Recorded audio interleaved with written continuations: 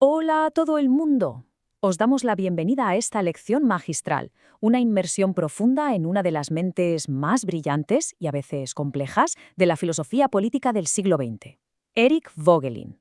Para quienes estudian ciencia política, historia o simplemente buscan entender un poco el absoluto caos ideológico de nuestro tiempo, este análisis es fundamental. Hoy vamos a explorar la brutal crítica que hace Voegelin a la modernidad y cómo, según él, destapa la naturaleza religiosa que se esconde detrás de los sistemas políticos contemporáneos. Básicamente, Voegelin nos dice que las ideologías que causaron los grandes desastres del siglo XX no fueron simples errores políticos de cálculo, que fueron el resultado de un eclipse de la realidad, una especie de ceguera espiritual profundísima. Y para arrancar, quiero plantear una pregunta que desafía directamente algo que todos damos por sentado. A ver, pensadlo un segundo. ¿Es el Estado moderno verdaderamente secular? Vivimos asumiendo que la modernidad trajo consigo esa separación definitiva y absoluta entre la Iglesia y el Estado, ¿verdad? Que el Estado moderno es una entidad puramente racional, administrativa y 100% secular. Pero, ¿y si esa secularización es en realidad un espejismo? ¿Y si lo sagrado no desapareció por arte de magia, sino que simplemente cambió de traje? Pues bien, esta misma duda es la mecha que enciende toda la teoría vogeliana. Para desgranar este enorme interrogante paso a paso, hemos estructurado esta lección en 4 grandes bloques. 1. La falsa secularización del Estado.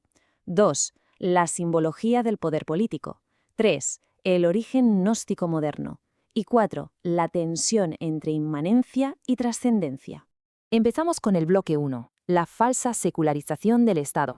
En su ensayo de 1938, que tituló Las religiones políticas y que escribió, ojo, justo mientras el totalitarismo asolaba Europa, Voegelin llega a una conclusión brillante. El Estado totalitario no es secular en absoluto.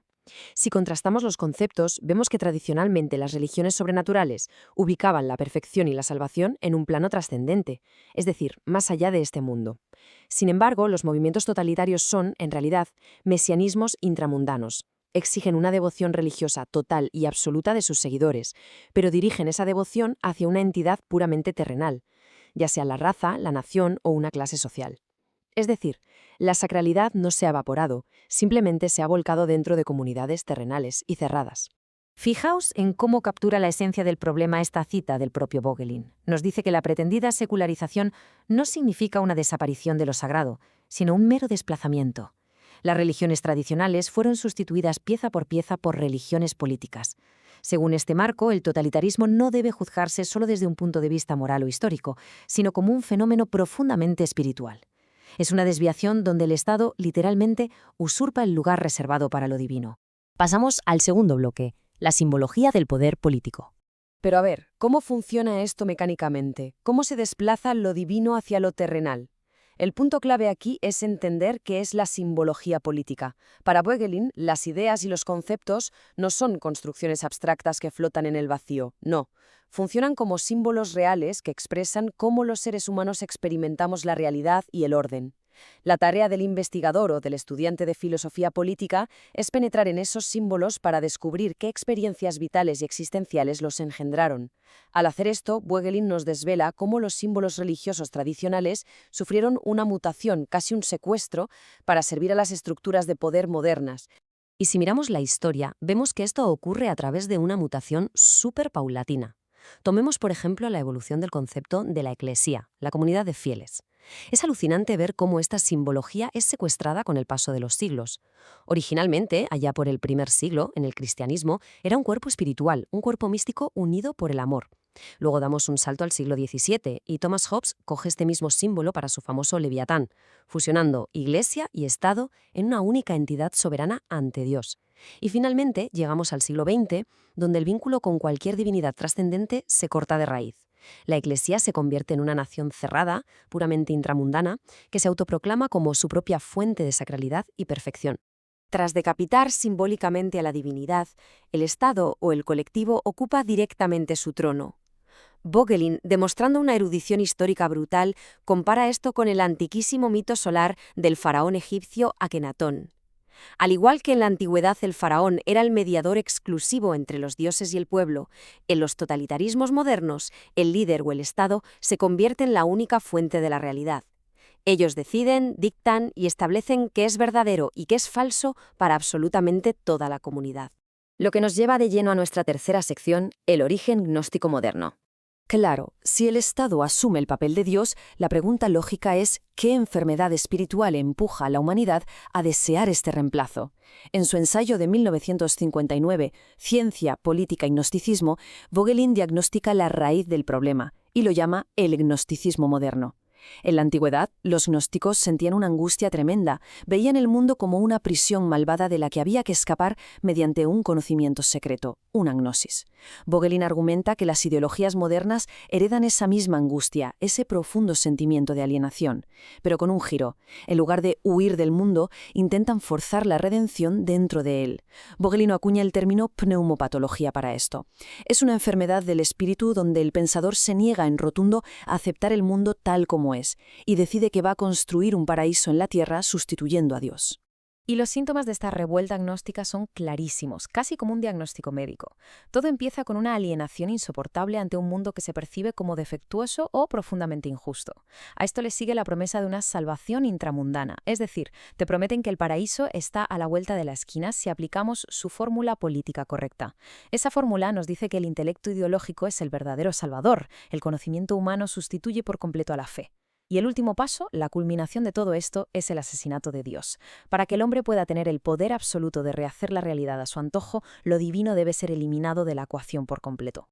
Un ejemplo empírico fascinante que señala Vogelin para ilustrar esto es el de Karl Marx. En sus propios escritos, al enfrentarse a la pregunta metafísica y lógica sobre el origen del hombre y la creación de la naturaleza, Marx se da cuenta de que permitir esa duda destruiría su sistema ideológico. ¿Y qué hace entonces? Literalmente prohíbe la pregunta. Argumenta que un hombre socialista no hace preguntas metafísicas, exigiendo centrarse única y exclusivamente en la vida tangible y práctica. Para Vogelin, esta supresión directa de las preguntas es la prueba definitiva de que estamos ante un sistema gnóstico cerrado. La ideología no busca la verdad, busca proteger su propio castillo de naipes prohibiendo la curiosidad genuina humana. Y a Hegel le ocurre algo muy parecido bajo esta misma lupa de Vogelin. En la fenomenología del espíritu, Hegel declara que la filosofía debe dejar de ser el mero amor al saber, que por cierto es su definición clásica en griego, para convertirse en saber real, un saber absoluto. Vogelin identifica esto como la libido dominandi, que es el afán o el deseo desmedido de dominar el ser. Es la intención de meter toda la vasta e incomprensible realidad dentro de un sistema teórico cerrado diseñado por la mente del propio intelectual, usurpando de nuevo la posición de omnisciencia que solo corresponde a lo divino. Llegamos así a la cuarta y última sección de nuestra lección, inmanencia frente a trascendencia. Llegados a este punto, si resulta que las ideologías gnósticas modernas son sistemas cerrados y destructivos, ¿cuál es el antídoto?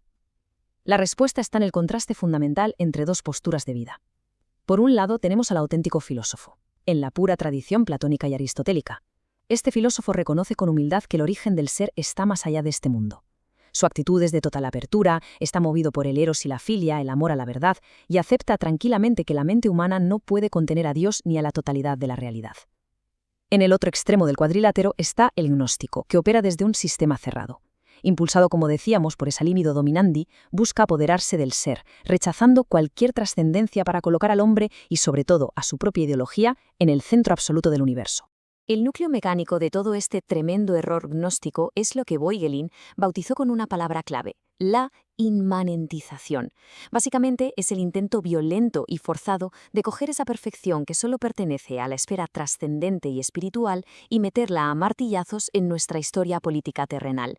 Vogelin advierte, con una lucidez escalofriante, que intentar inmanentizar el escatón, es decir, el intento de traer el mismísimo cielo a la tierra, nunca, jamás resulta en el paraíso. Al revés, como tristemente vimos en los horrores del siglo XX, el intento de crear un paraíso terrenal a la fuerza siempre termina desatando el infierno y provocando un desorden social, político y moral absolutamente catastrófico. Vale, entonces, ¿cómo curamos esta ceguera espiritual? ¿Cómo restauramos el orden de la realidad? Pues la receta de Vogelin pasa por volver a una profunda humildad filosófica. En primer lugar, nos dice que debemos reconocer la metaxi. Este es un concepto clásico, genial, que describe la existencia humana como el lugar intermedio. Estamos en una constante tensión existencial entre lo profano y lo sagrado, entre la inmanencia y la trascendencia, y hay que aprender a vivir ahí. En segundo lugar, debemos aceptar nuestras propias limitaciones humanas y, por favor, abandonar la tremenda soberbia de creer que podemos diseñar sociedades utópicas y perfectas desde un despacho. Y finalmente, es vital restaurar esa tensión hacia la trascendencia, admitiendo de una vez por todas que el fundamento último del orden reside y siempre residirá mucho más allá de la política.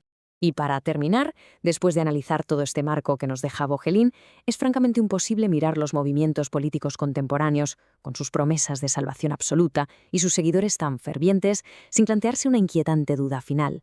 Si tantas y tantas ideologías modernas no son más que religiones políticas encubiertas que exigen nuestra devoción ciega, ¿dónde estamos ubicando lo sagrado en nuestra sociedad actual? Es una pregunta que dejamos en el aire, una invitación para que utilicéis estas herramientas de Vogelín e intentéis destapar los mitos de nuestra propia era. Esperamos de verdad que esta lección magistral haya sido tan reveladora para quienes nos acompañan como lo es la propia obra de este indispensable filósofo. Muchísimas gracias por acompañarnos en esta profunda reflexión y hasta la próxima.